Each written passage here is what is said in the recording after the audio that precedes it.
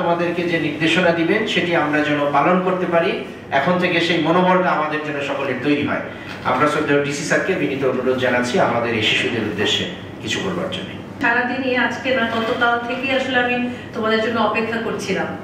আমি জিজ্ঞেস করছিলাম যে ওরা কখন আসবে, কোথায় কোথায় যাবে, কি কি দেখবে, কখন আমাদের দেখা হবে, কোথায় বসে আমরা খাবো। হ্যাঁ, তোমাদের জন্য পাওয়ার চেয়েও আমার কাছে মনে হয় যে আমার জন্য অনেক বড় একটা পাওয়া যে তোমাদেরকে নিয়ে একটা সুন্দর দিন কাটালাম এবং তোমাদের দেখতে খুব সুন্দর দেখাচ্ছে, এটা একটা বিশাল ব্যাপার। হ্যাঁ, তাহলে পরিষ্কার পরিচ্ছন্ন থাকতে হবে, ঠিক মতো ঘুমাতে হবে, খাওয়া দাওয়া করতে হবে এবং খেলাধুলা করতে হবে।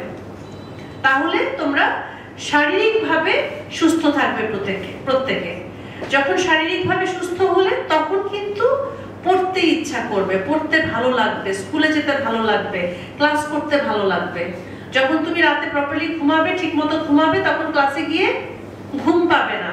যখন তোমার শরীর সুস্থ থাকবে তখন তুমি ঠিক মতো ঘুমাবে। সবগুলো খুব কাছাকাছি।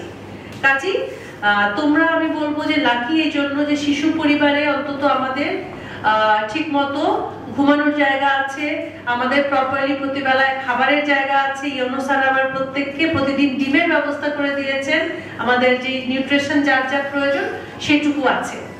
তাহলে তোমরা যদি এই যে সুযোগগুলো আছে সেগুলোকে কাজে লাগাও এবং খেলাধুলা করে ফিট থাকো, তখন পড়াশোনার বিষয়গুলো আসবে। যখন তোমরা পড়াশোনায় ভালো করবে খুব ন্যাচারালি, তখন কিন্তু তোমাদের তত্ত্বাবধায়ক থেকে শুরু করে আমরা যারা আছি সবাই কিন্তু তাদের প্রতি মনোযোগী হব যে তার পড়াটা যাতে আরেকটু ভালো হয়। নিজের পায়ে দাঁড়াবার জন্য এবং তাদের যে রেজাল্ট সেটার সাথে মেলে এরকম একটু ক্যারিয়ার প্ল্যানটা গুছিয়ে দিতে হবে। তাহলে আমরা যেটা আজকে আমরা সবাই শপথ করব, এখানে যারা আছি পাস করে ফেললো, প্রত্যেককেই নিয়ম করে সুন্দর করে পড়াশোনা করতে হবে এবং নিজেদেরকে তৈরি করতে হবে।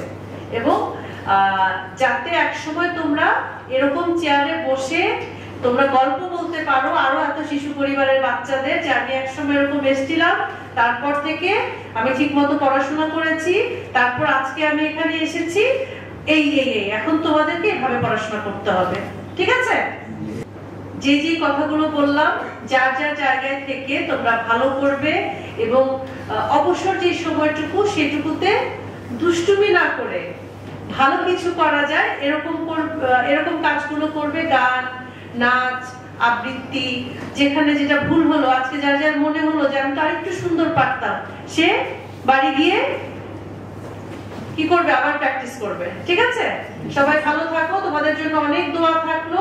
এবং যেটা বললাম শেষে আবারও বলছি, আসলে আজকের দিনটা তোমরা সবাই মিলে আমাকে উপহার দিয়েছো। তোমাদের সবাইকে ধন্যবাদ।